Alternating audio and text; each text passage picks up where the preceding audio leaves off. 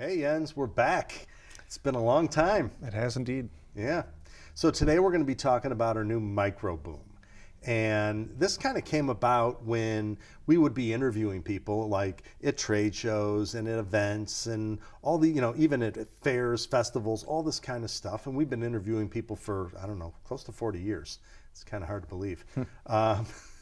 So, we wanted this idea where we could just pull this thing out and immediately start asking people questions. Yeah, because what sucked before is that by the time you got to somebody, you asked if they would want to, comment a little bit, and then you'd have to mic them up. Then the moment is gone, the spontaneity is gone, you've lost it all. If you could just walk up and start shooting, asking the question almost at the same time, you're going to get a really good answer. Well, you know me, my whole interview thing is it's not about thinking, it's about reacting. Right. So the moment somebody starts thinking, it's even when you're doing narrative film, the moment somebody starts thinking, it's game over. Mm-hmm. You have to be able to react. So if I come up to somebody and I don't give them a chance where I'm like, oh, will you do this? Forget it, just ask. So in order to get around all those issues, you need a mic attached to the camera, but just having it on the camera is way too far away, especially in one of those loud environments like a convention hall or something.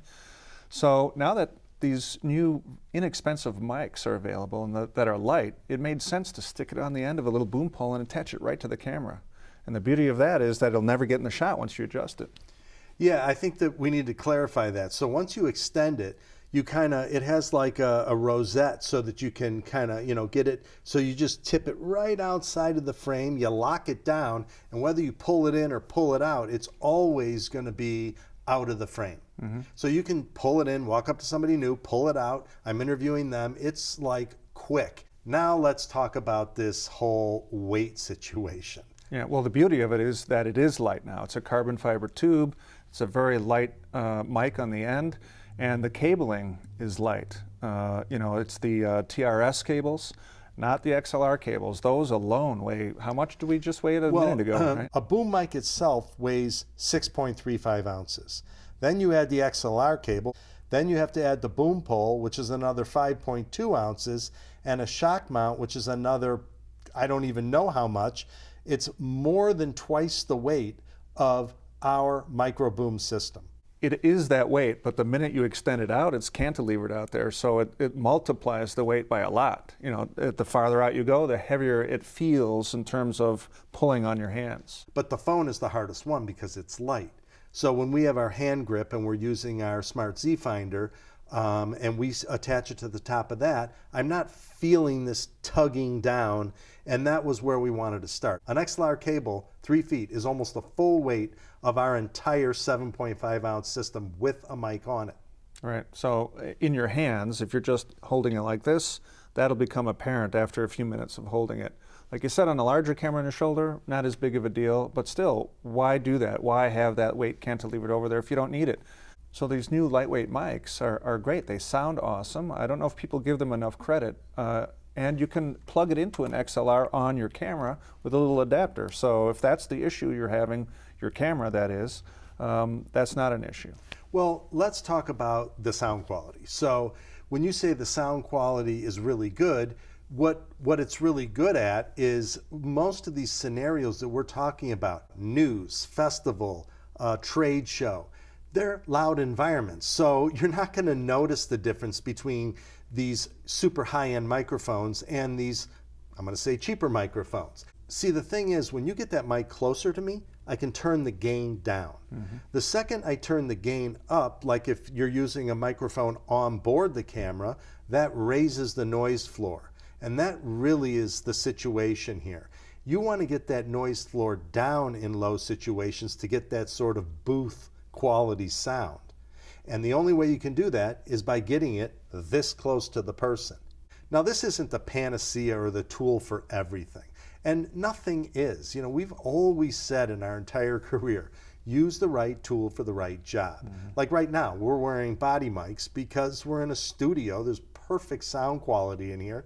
And we don't need 2 boom microphones miking us right now. It's just easier, and the sound quality is very good on these lavs. There's one other point I want to talk about, which Lucy used to say is the sound is the bastard child of this whole process. Right. Because everyone the focus has always been on image, on video.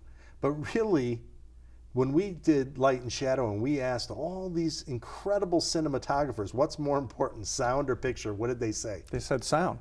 I mean, because you can tolerate bad picture because it could be a look or whatever, an aesthetic. But bad sound is bad sound, and you can't hear it. It's irritating and drives you nuts. No, and it's the total giveaway for an indie project. Right. It's like every time I see an indie project on Amazon or whatever, I can tell if they, if they didn't have a sound man, it sounds like crap, and we all know what I'm talking about. Bad sound equals amateur. It's just that simple in your mind. Yeah. Out the other day when I was shooting, I really fell in love with it even more because I didn't have to keep track of all these other parts. Like I would have these packs in the old days that I would have to, have batteries for, or keep track of if I took it off a person, or if which pocket they're in. But here, it's attached to the camera. It's all part of the camera. Just extend it and start shooting. It was really nice. And we're using dynamic microphones here, so we don't need to worry about batteries, charging, or any of that. Now, I love that boom sound. I mean, most people do, When we've been interviewing people over the years, we would do a boom and a body mic. I mean, it's sort of the normal thing. So one thing that I want to address is that obviously the boom pole is a TRS cable. So when you're using it with a phone, it's great. When you're using it with a mirrorless camera, it's great. But if you need to put it into a professional camera, we use like these little XLR adapters that take the TRS cable in. Now, a lot of people are like, oh, well, isn't it going to pick up, all of this radio interference and crackle and all that kind of stuff? And no, because we built this cable with a additional foil wrapper to make sure that this thing doesn't act as an antenna. Now, we're here in Chicago between the Sears Tower and the Hancock Building. So we know about picking up radio. This is the worst spot on the planet. You can use an XLR cable if that's what you need to go into your camera, but you don't need it on this entire pole. It's not buying you anything unless you're going to get adamant about using your XLR mic here, which is going to be so heavy, you are never going to be able to hold it.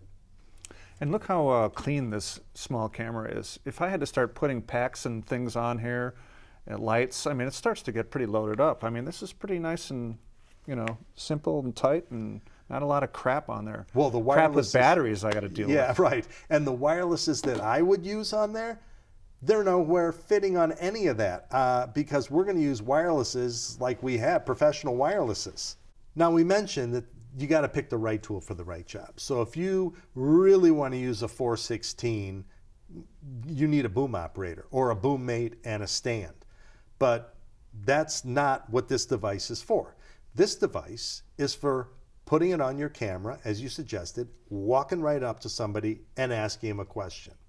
Now, if you got a boom operator and a sound man, great. Use your XLR microphones. That's what those were invented for. They're not invented for our device. Having said that, though, you can, even as a one-man band, put this on a really lightweight stand and have it coming in from the side for a sit-down interview or something like that. Oh, we have examples of that. We even have an example in the other video where we had used a C-stand and created a 9-foot pole to get a super wide shot. This boom pole and mic is great for loud situations, of course, but it's also good in a quiet room because even in a quiet room, you're going to have a noise floor situation. So the closer the mic is to you, the better quality the sound is. It won't sound like that kind of hollow room sound, even if there's no air conditioning or crowd noise.